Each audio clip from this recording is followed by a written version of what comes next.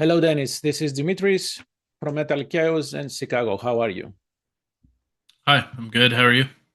I'm good. I love seeing the cover of no the cover the vinyl edition of the new album. Um, Yep, I just got it in. did you pick the vinyl color?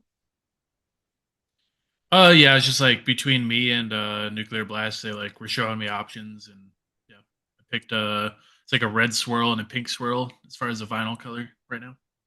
I honestly, as a vinyl collector, I love when there is a connection between the cover artwork, the colors at least, and the vinyl itself. It makes, some way of there is a connection, not something out of the blue.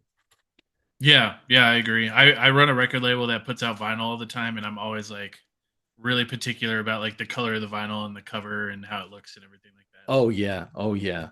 And it get worse as you get older. You become extremely particular. Like I don't want this to be bent or this to be yeah. Anyhow, okay. So let's talk about the new album. But before that, I read in the press release that before you started working on the new album, you had the worst tour with the band. Yeah, yeah. There's a lot of reasons for that. It was last year in like February, March. The main one was I was sick the entire tour, like very ill, and so it was like the entire tour package off and on. People had coughs, people had fevers. It was just really terrible for that reason. I'd just be, laying in the van, like freezing, shivering under a blanket or whatever. So yeah, it was definitely my least favorite tour. Oh my goodness, that's terrible to say the least. I have no idea how you do that. Get up on the stage and start screaming your soul out. Being Um, yeah, I would like take a bunch of Excedrin right before the set, and it would kind of allow me to, get through it. It's like a aspirin but with caffeine in it, so it gave me some energy and allowed me to do it. oof, yeah, okay. As long as right now that you are younger, this may work, but I don't know. As you get older, who knows? So how this feeling miserable on tour um, uh, fed into the songwriting process. Yeah, just usually like I don't know, tours are like fun and everything, so it's just I don't know, kind of depressing to go on the road, not really be able to hang out or do anything the whole time like I usually can. So yeah, when I got home I was just like very like low spirits, and so I just like took that negative energy and like put it into working on this album, which I wrote and recorded all of it right here where I'm sitting in my office. So yeah, I would just like get up every day, walk from my bedroom to the office, and just start working on it until I was tired, went to bed, and just did it every day for like a month and a half ish, something like that. Okay. And during that process, I'm trying to figure out because I see the surroundings, your studio. It looks nice. How do you get into this mindset to write this type of music? Because it's emotionally heavy, right? And the lyrics are even more.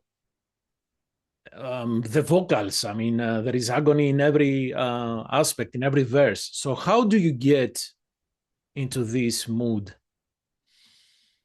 I don't think it's something I have to sorry try to do. It's just kind of like where I'm at usually. Like my baseline is just kind of like a little depressed. So I don't know. When I get in these, it's more like I'm not like, oh, I want to write this album, so I have to get in this mindset. It's more like I'm in this mindset, so now I'm going to work on the album. Well, maybe I didn't phrase the question. Yeah, of course, Sure. you cannot be in that. You can and you cannot enter. It will be nice to get in and out, though, right? So, is this your way of getting things out? How is this experience of putting your feelings onto paper for the lyrics and on music notes as far as the music? Is it cathartic? Is it, I don't know. I cannot say therapeutic because every album, every Ghost Bath album is harder than the previous. Yeah. It's definitely cathartic. It's like taking the negative energy and just kind of like turning it into something creative, I guess. The term would be sublimation in Mhm. psychology, where it's like a healthy way to deal with that kind of stuff. And so I've played guitar since I was 12. I started, and I'm 34 now, so most of my life, and just kind of became like second nature for me to be able to just pick up a guitar and kind of express myself that way. Like I don't have to think about it. I just pick it up, and it kind of comes naturally now. It's something I've kind of learned to do and hone over time, I guess. Where I'm not like trying to force a certain feeling. It's just like I don't know. There's just like no thought behind it, so it's kind of hard to express like with thought. You know what I mean? Right, right, Like I just pick it up and I start playing around on it, and it just comes out of me, I guess. right.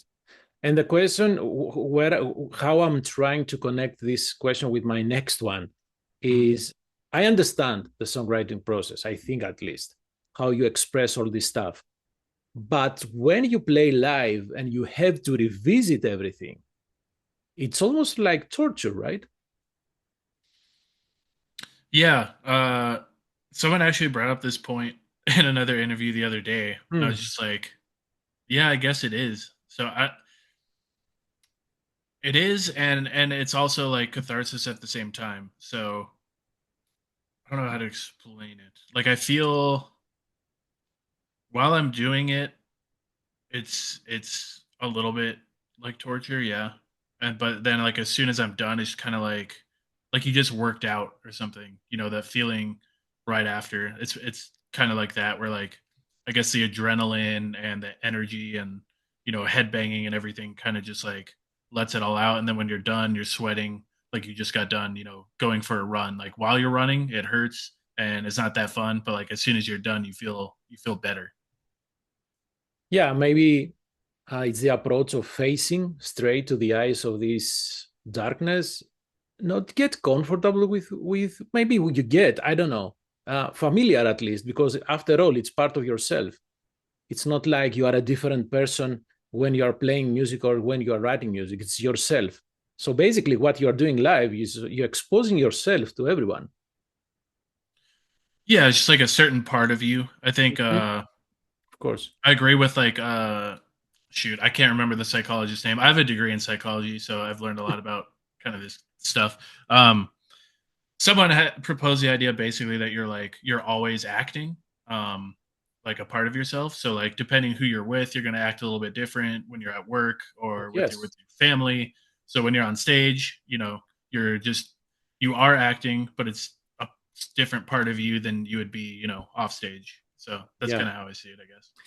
And it's interesting. I was at Ghostbusters last latest show in Chicago. So it's interesting as a viewer, as part of the audience. You have this pre-recorded stuff with the cries or the screams, and with the lights that you have, it's not all. It's, let's say, minimalistic stage lights. And looking at you guys, and you screaming, as I said, you're so loud. It leaves me not uncertain. Should I have fun now? It's a bizarre feeling that I honestly, I'm 50 years old, so I have been in a gazillion shows. It was the first time, and I have seen you guys at least 3 times. I didn't know how to behave, to be honest. Am I having a good time? I didn't know what to do, and I don't know what my question is for you right now, but you see where I'm going, right? No, that's fair. I get it. Like even just hearing our music, people will say, "Oh, this is like funny. I laughed at it," and then another person will say, "Oh, I cried to it." So there's like a whole range of like reactions you can have to it, and I can definitely see how live it's like.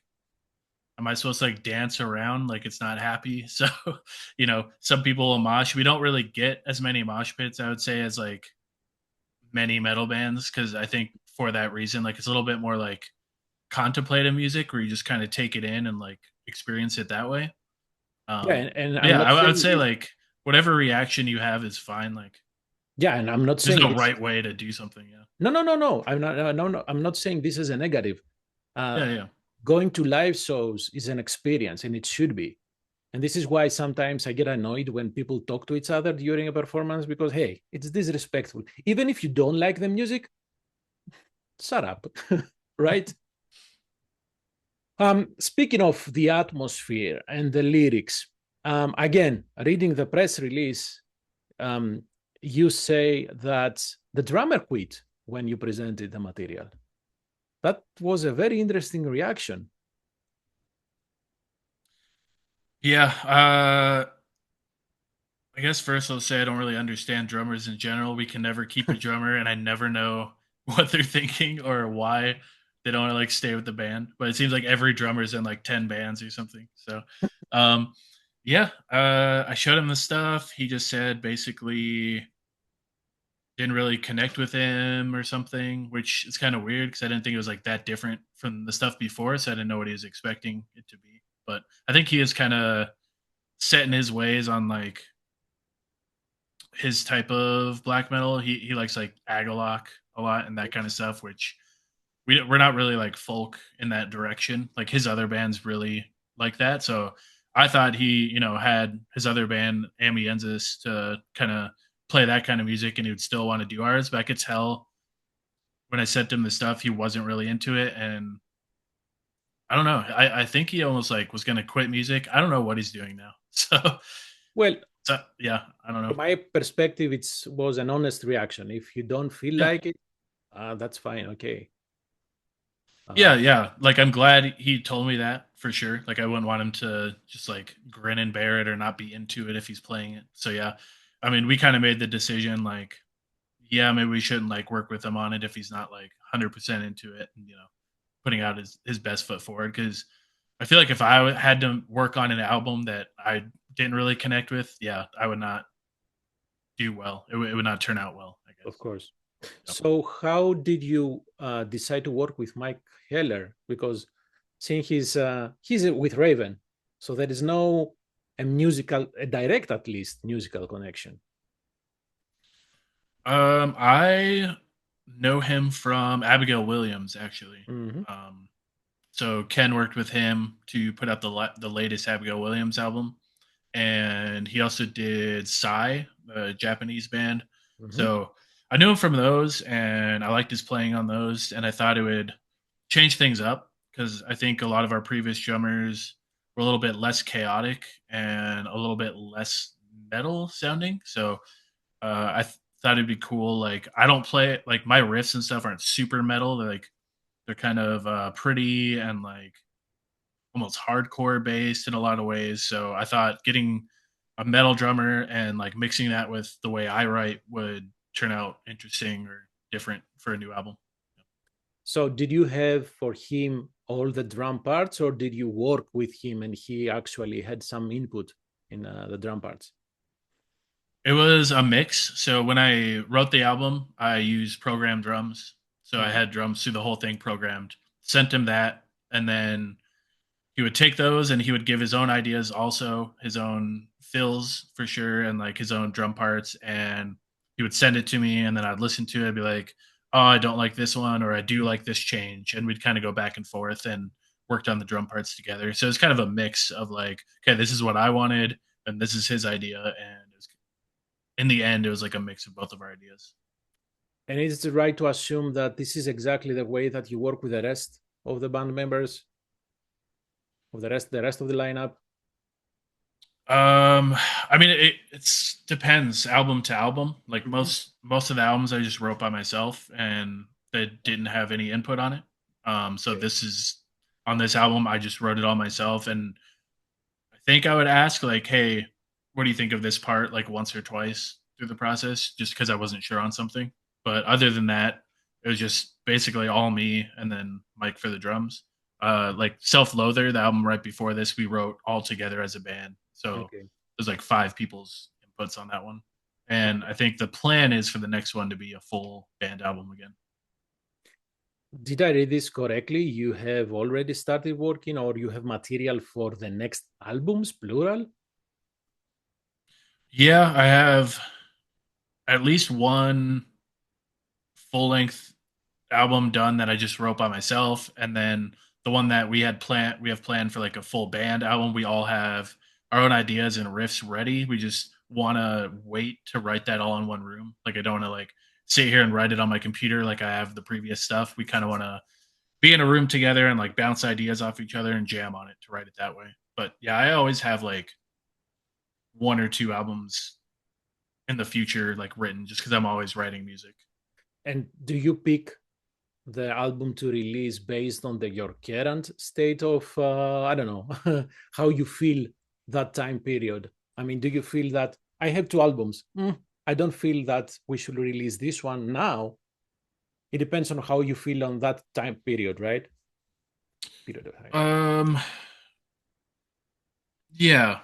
I think like so I'll have a bunch of songs. I'm like, okay, I want to go in this direction, and then I'll finish those like fully. So like when I say I have like albums done, they're like written out and they're like tweaked, but I'd probably like before it comes out work on it a little bit more and Okay, like add a okay. little bit more to it, that kind of thing. Because I'm thinking, as we discussed, that Ghost Bath albums are emotionally loaded. So it's hard for me to imagine that you can keep material in for the future. It almost to my mind, my simple mind, it seems like you have to write the music to get this out and then move to the next one, something like that. Yeah, and I do that. That's why I have like more material. So like when Okay. I'm in the mood or am I in that state of mind, I write it and it's written. So like that's where that part comes in. As far as like releasing it, it's kind of separate because there's all these like hoops you have to jump through. You got to Oh like yes. get all the press ready, you know, everything that's that. So it's like a separate thing for me. So like the Of course. writing part of it and everything, I just do in the moment when I'm feeling like I want to write it. Kind of a naive question now. How do you pick titles for the instrumentals? You have grotesque display, and it sounds bizarre even reading the title, thinly sliced hard muscle. How do you pick? And the last one, the latter is, should I say, kind of happy, or at least not as sad as the rest? The chords you have used in thinly sliced hard muscle is, it doesn't leave you feeling, dark. How do I choose the titles?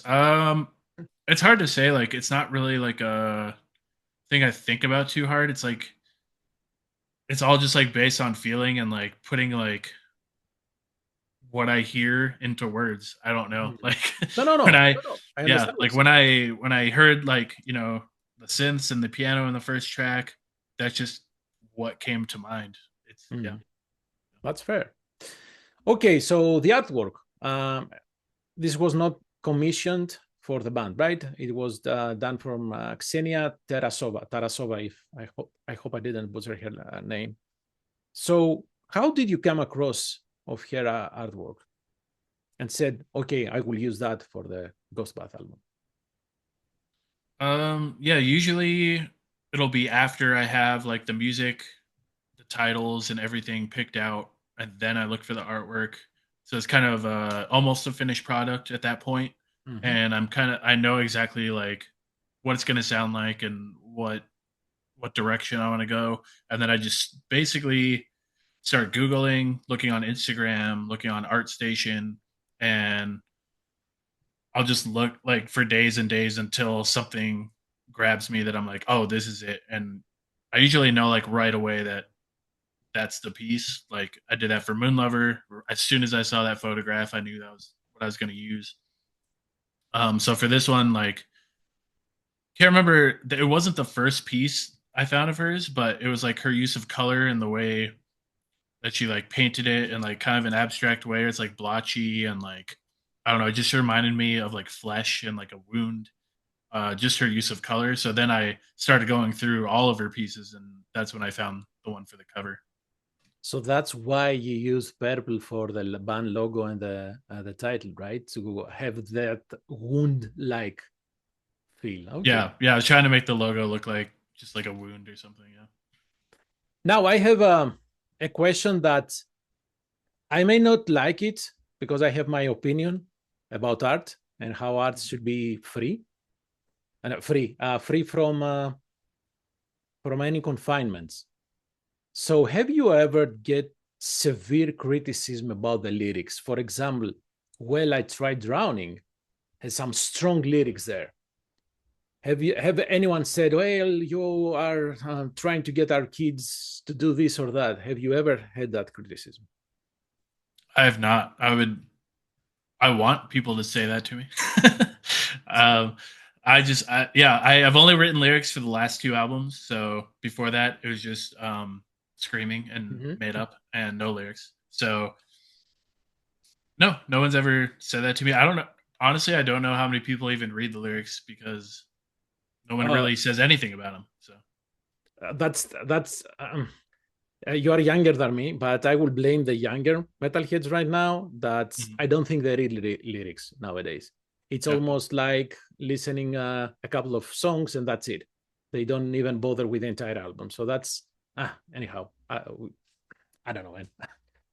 But I was thinking that, especially even YouTube, I don't know if you had any issues showing these images with the two video clips.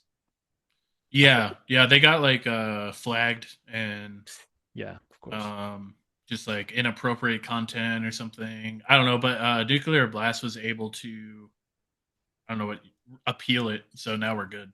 But yeah, initially they got like flagged for inappropriate stuff, but Yeah, it's it's all good like now. Yeah.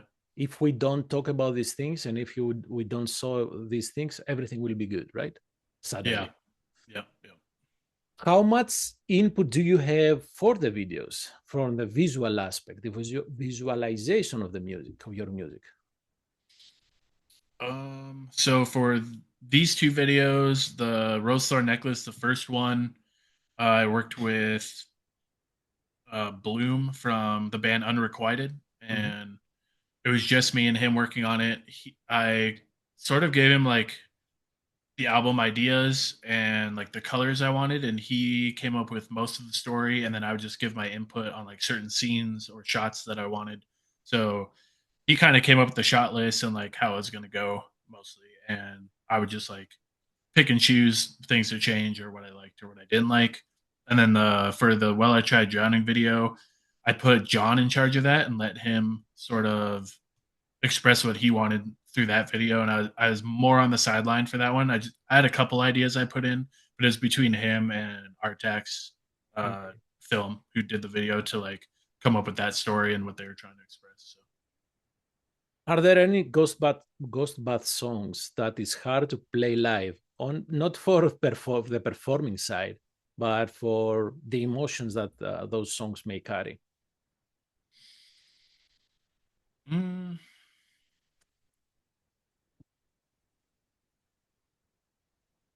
no, I don't think so. I don't think that's ever happened to me. I think there's a few that like maybe if I tried to play live that might happen, but maybe I just like avoided even trying to play it live for that reason. Like Unbearable is one that comes to mind from the last record. Yeah, yeah, I can see that. Hmm. So, what are the live plans right now? I see you have three Latin American shows, one show in Germany. How is the rest? How the rest of the year looks for you? Just as much touring as possible. Like this year, yeah, we got Costa Rica, Honduras, Mexico City coming up soon. And then we're just doing like a bunch of festivals in Europe in July, August. So that'd Okay. be like Germany, Romania, Slovenia, all over. That would be like 2 weeks about something like that. And then in October, we're doing like Singapore, Taiwan, Japan, China, or we're trying to. It Wow. seems like a lot to of hoops to jump through, but we'll see. That's our plan right now. And then later this year, we might do UK. I don't know. There's like always like two or three like in the works, and then some are confirmed, some aren't. So yeah, we're just trying to do as much as possible. Trying to do like five this year, five tours. So when will you be playing again in the States? Nothing confirmed or figured out yet. Right now, the plan is probably spring next year. Okay, okay. And I hope that with everything, with all the uncertainty and the economics are, the uncertainty we have around us would not again affect touring and playing live because we had that the pandemic that crushed the entire scene. So I hope we won't see anything similar to that. Yeah, I think at least for touring in the U.S., because we own our own van and stuff, it's a little bit easier for us to do. So Mhm. it'd be more like trying to go overseas. That's more uncertain, but Yep. And it's interesting to see if there will be any price increase on the vinyls, because I know that most of they cut vinyls in Europe. I'm not sure how many vinyl cutters we have here in the States. So I don't know how that will go. Even the raw material can change its price, right? yeah, I'm watching that closely because like I said, I own a label that presses vinyl all the time. So I know Oh, really? I didn't know there's that. one plant in Taiwan. They've already increased everything like 30% or something for people who are using it. I was like, oh, that's 30? a lot. But well, yeah, because Taiwan was like one of the biggest hit with the tariffs right now. But I don't Right, even know right. if that's still a thing. So I don't know. Everything's kind of up in the air right now. It's hard to tell exactly where things will land or settle. Like Of course. I press in the UK actually right now. So Okay. yeah. Dennis, thank you very much for your time. I like the album a lot. Please have safe travels. Stay healthy. Don't Yeah. go near to any of those awful tours, health wise. And see you again live in Chicago whenever you guys stop by. Awesome. Yeah. Come say hi if you see me too. Absolutely, man. Thank you very much. Have a Awesome. great rest of your day. You too. Thanks. Bye bye.